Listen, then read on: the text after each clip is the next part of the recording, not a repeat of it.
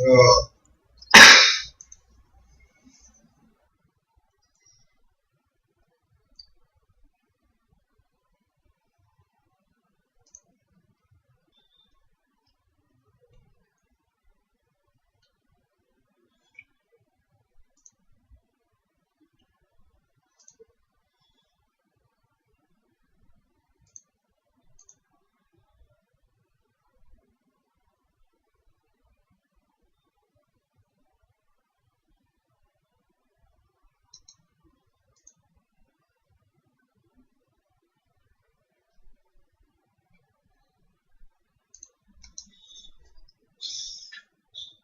Alright, hope this works. And if it does, this will be the third time I'll be streaming some live Netrunner. Alright, time for some fun.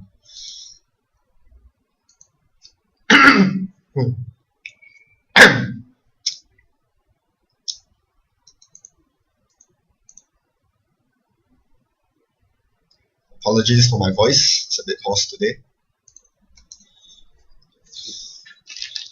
Alright, hope this works. And if it does, this will be the third time I'll be streaming some live Netrunner. Alright, time for some fun.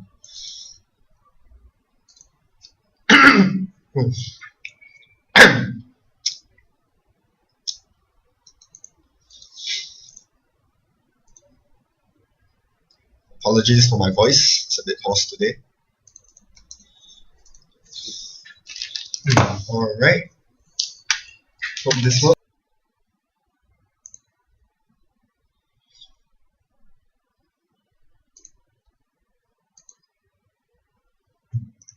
As usual, I'll be camping here until find someone who's willing to play both sides.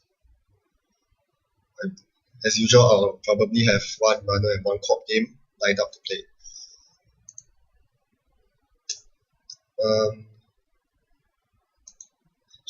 Just came back from Netrunner game night yesterday, and yeah, I've been testing a certain corp deck over there with some success, I would say. My corp deck is based on an infamous, it's not based on, it is a complete ripoff of an infamous tournament winning deck on StimHack that just recently took down one of the bigger regionals in the US. And the deck list is very intriguing. I think a lot of people, including some people during my Netrunner night, it raised some people's interest and it piqued mine as well. So I decided to give it a go and see just how effective it was. And my conclusion is that deck lists at the end of the day don't really matter. It's all about the player and how well you pilot the deck. That is the biggest factor when it comes to winning or losing a game of Netrunner, and especially so with this deck. You'll see in action today, hopefully. I won't give it away just yet. But you might have an idea of what it is. Yep. So we wait. Oh, there are viewers. I thought I was alone down here. Apparently not. To my viewers out there, if any of you want to have a game with me and have it streamed live on my channel, feel free. I'm completely open to that.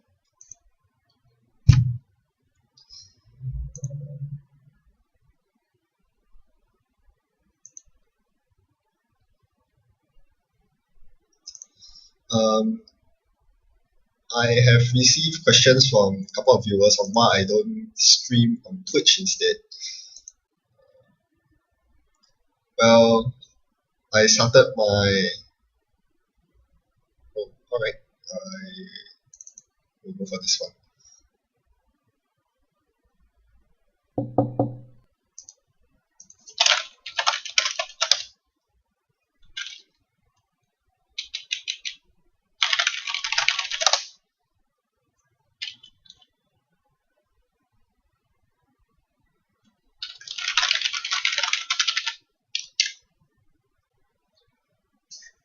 Alright, I'll start with my runner deck. This is not a new deck. I'm sure you've seen this before.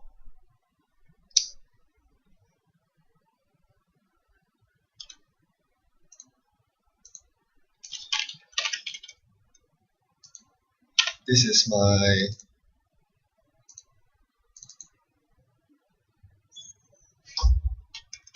Wizard Siphon Recursion deck.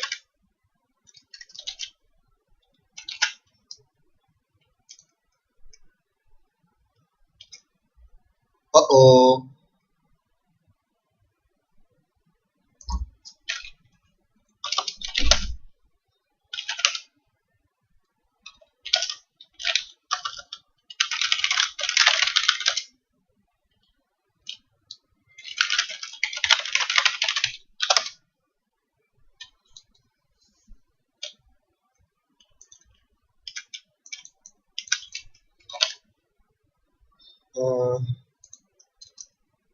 Which one is my Siphon Recursion deck?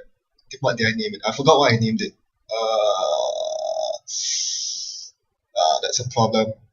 Pressure chest. I think this is the one. Yep, this is the one. Siphon Recursion.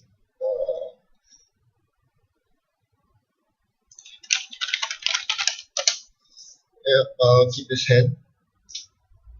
Okay, I haven't played this deck in quite a while, so you'll have to forgive me for a lot of the mistakes. I'm not very familiar with it, but yeah, I'm just trying to get back up to speed with this deck.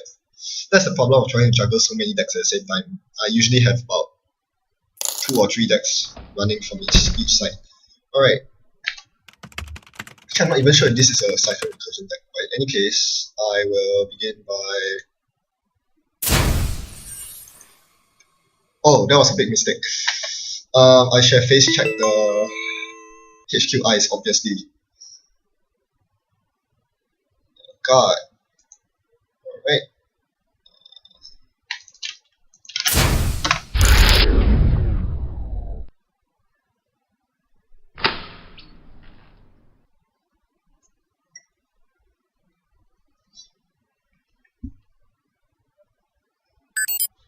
Making a lot of mistakes. Alright, he's playing Jackson Howard because he wants to dig for ice so that he can protect R&D.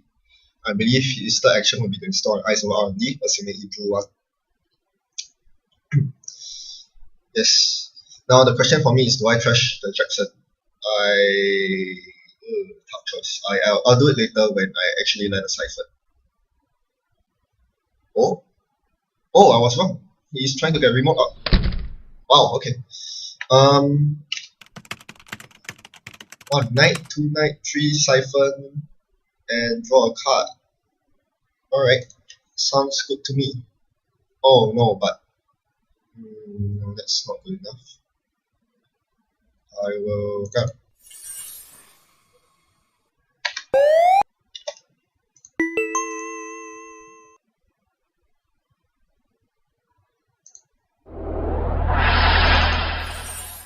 I'll play aggressively here.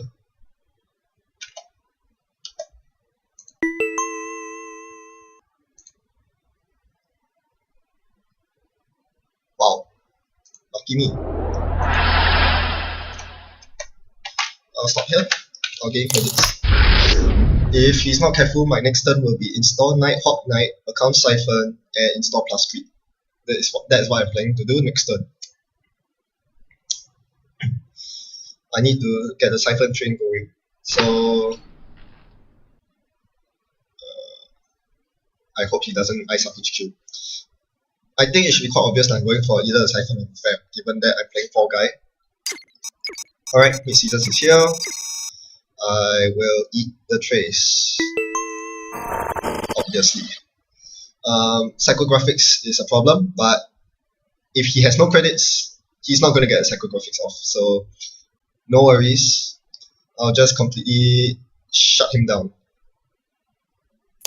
My worry is I am deeply worried about him getting ice and overwriting my HQ knight. So that is something to beware of.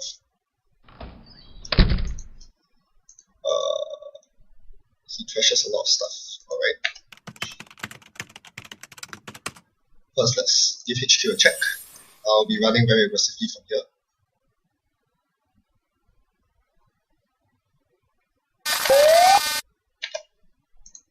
Oh, sure gamble. Fantastic. Close accounts will devastate me, of course, so I'll need to be careful about that. I'll take labor. Check R&D. Make sure he doesn't get any extra agendas off that. Sen, he won't have money to use it.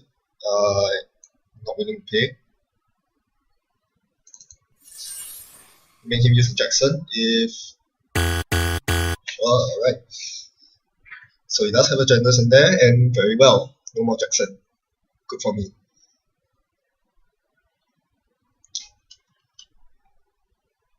And for my last action, I will probably show gamble. This is looking quite good for me, although I need to keep the siphon locked down, because once he goes over 4 credits, I'll be in deep trouble.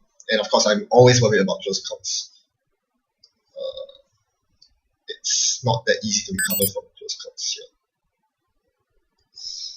here. He seems to be deliberately keeping himself pretty poor. That's a very good strategy because... oh, excuse me. Alright, he's asking for it now. Alright, here we go. I'm hoping to draw my keyhole ASAP as well as an overmind so that I have an easier time getting to HQ.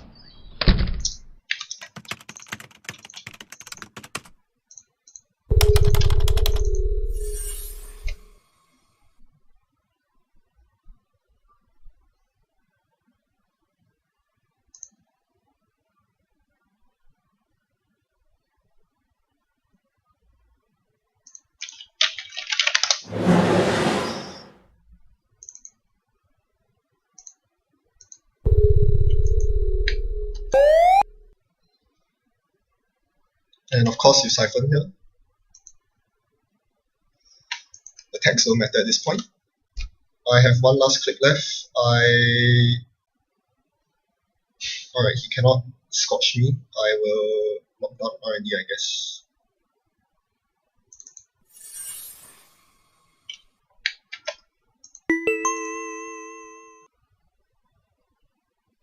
Oh, that's huge.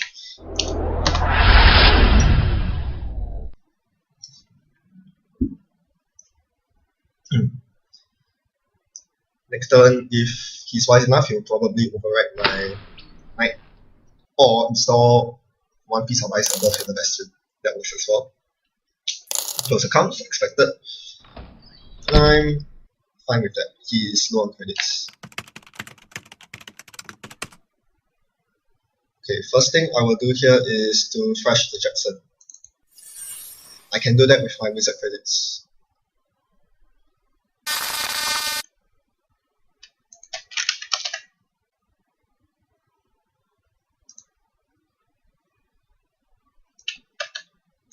Okay, I need credits.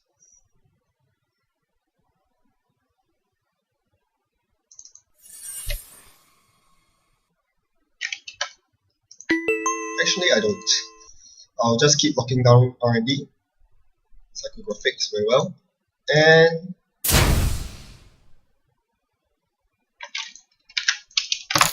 there we go. Yeah. Now, I don't think he will be able to trash the DLR. So, that'll be good for me.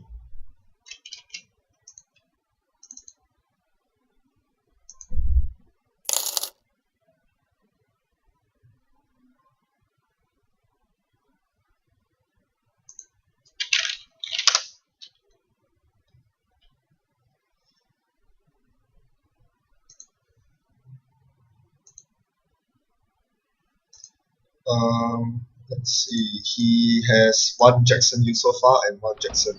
Alright. I'll mill since I can.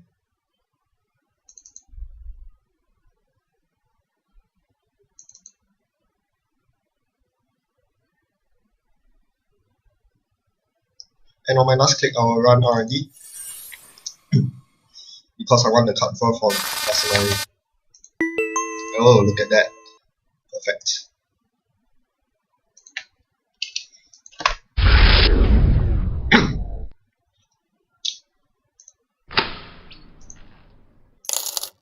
So yes, now he has to blow up my data leak, which is the right move. Unfortunately, this is wasting a lot of his time.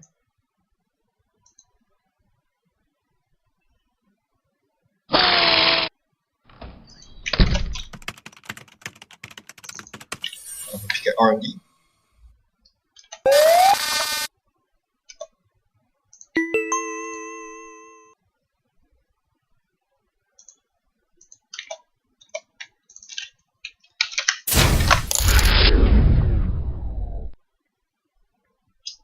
I don't need to install the plus crit until he has 4 crits or more. That would be the danger level. Of course, he can stockpile a 6 week in hand. And I haven't seen any of his influence expenditure, so I believe he is running Scotch, so I need to be wary of that. Alright. First move is...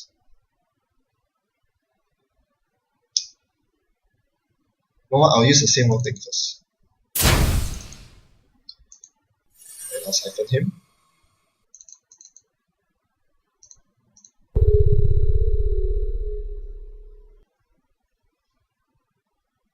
Oops, it's lagging.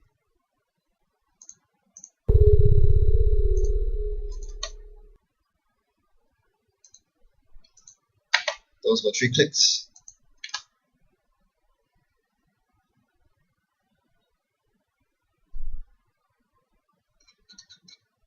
Yeah, that should have cost 3 clicks. Alright. And last action. Oh, right. John Marcinelli. I forgot. No, Joshua B. I had 2 clicks left because of Joshua B. But, well, since I deducted the clicks for myself, I'll just leave it. Oh, huge. Alright. So now I'm on match point. And he's still on 0 credits and completely shut down. So, yes, this was a pretty big mistake. It should have gone on HQ. In fact, anything on HQ will more or less stop me because Knight is the only thing I have working in my favor. Is he going to blow up Joshua B? Or is he going to Scotch me? Yeah, he's waiting for the Scotch, I believe. But I can just account siphon him to go to Oblivion.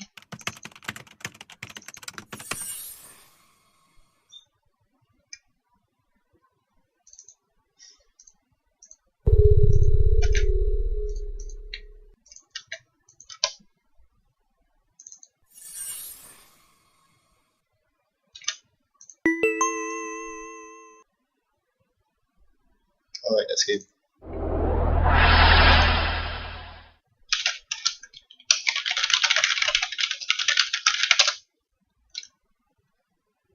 And of course, I have to apologize every time because this is a really nasty deck. It really sucks to play on 0 credits perpetually.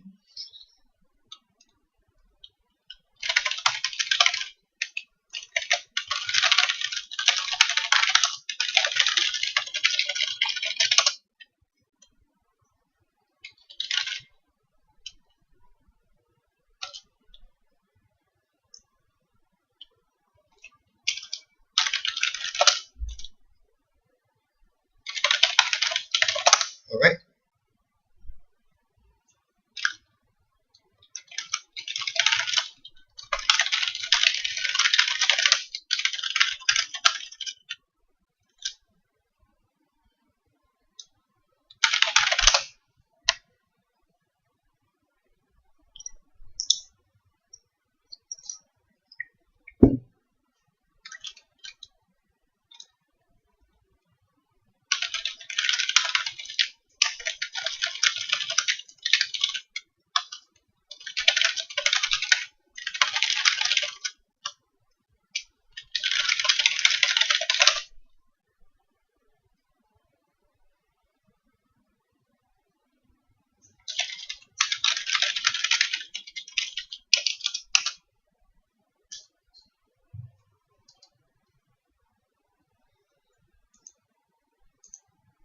Alright, now I get to try a fun deck. Here we go. This is the Jinteki Personal Evolution deck that won the Massachusetts Regionals. It is very, very ice-like. Noise. Oh dear.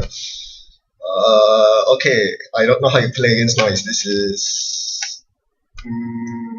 no, I'll need money. Although having one piece of ice in hand is actually a luxury. Alright.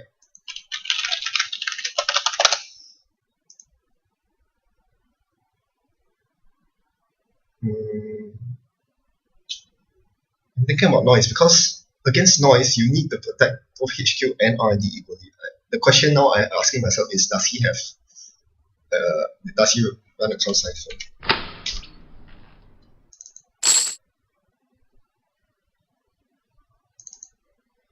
I think I need to climb down the track off the crown cipher, and I will do this.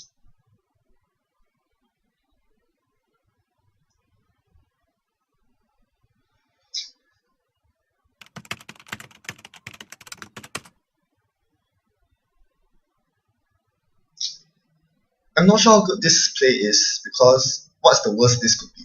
A snare is literally the worst thing it could be. Or a psychic field, I suppose. Oh wow, he milled my Scorch. And he milled a House of Knives too. That is so unfortunate.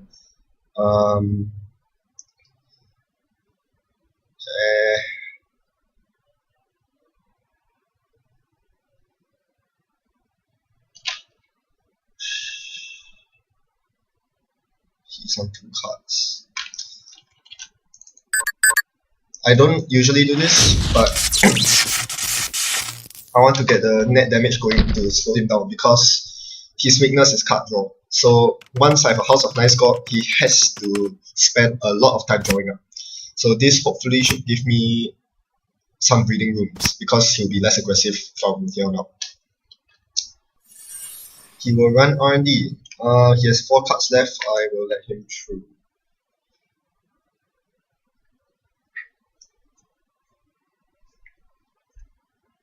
Oh, this is pretty huge. This will open a scoring window for me.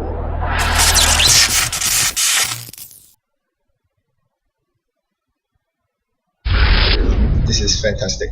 He's on 1 card now.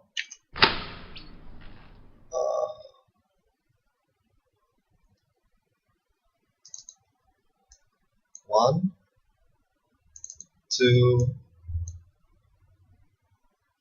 gain a credit. I won't even bother with the psychic field because I know at this point he cannot contest my remotes. He simply can't. Oh, he has wild side. Ooh, that's huge. Yes, wild side is so good against Jinteki. So now things will get pretty rough. I want to play the hedge fund. Oh, he's dead. It's GG. I scored a Philotic.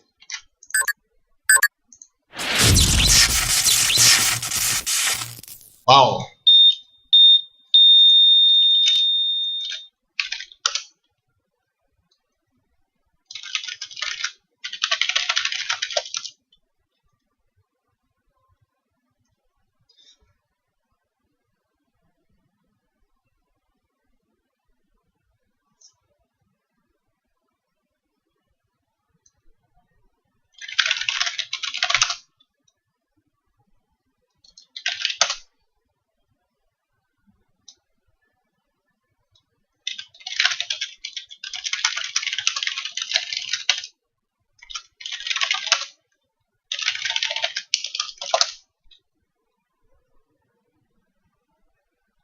Yes, the wild side would have completely...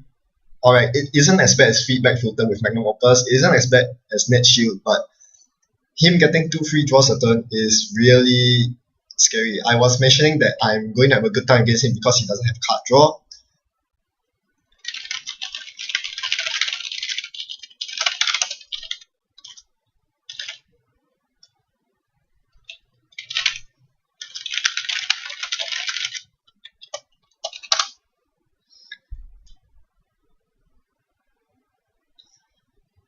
Yeah, I have to agree. These are some of the most annoying decks ever. I mean, you cannot you cannot run against this deck as you would most other decks. It's a completely different game. I have to say, it is a completely different game. And yeah, 3 very annoying ways to counter my deck. Feedback filter with lots of money, net shield, and this wild side.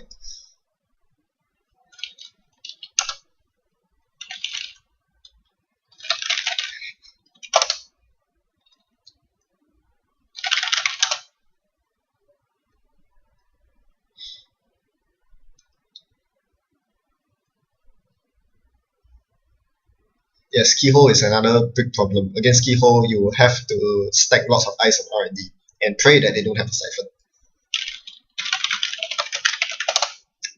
Alright, so to wrap things up, this Jinteki deck is horribly powerful in the right hands. I think I will play this deck for fun to practice the art of Jinteki. It's not something that is easy to master.